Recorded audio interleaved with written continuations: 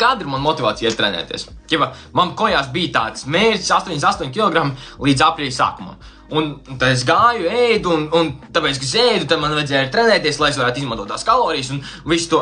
Bet tā nebija motivācija. Tā kā katru dienu es neiedomājos, es gribu tos 88 kg, lai es lielāks izskatītos, būtu pārliecinātāk, blablabla. Nē. Es galīgi par to nedomāju. Es vienkārši domāju, man ir no rīta jāizdomā vidaks, lai šodien varētu ielikt to, pēc tam man ir skola, pēc skolas es eju vienkārši ēst, tad es eju trenēties, tad es eju tur atkal ēst, un tā man visu dienu gāja.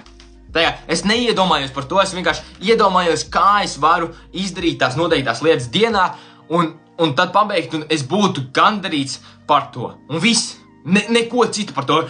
Kāpēc, kad es eju uz treniņu zāli, cilvēkiem. Nē, tagad es eju spiests, tagad es maucu vienkārši un mēģinu dabūt to pēdējo atkārtojumu. Tāda es iedomājos, kāpēc šito daru, vai iedomājos par vienalga, ko tu iedomātos.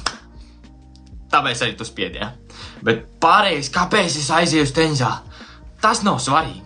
Tu vienkārši ej, tev ir sakārtot dienu, katra nedēļa, ir sakārtot specifiski, lai sasniegtu savus mērķus, un tad šis būs tā, ka, tu izdari to, un tev ir laba sajūta pēc tās dienas, tāpēc tu esi un darīsi savas lietas dienā pēc savām vērtībām.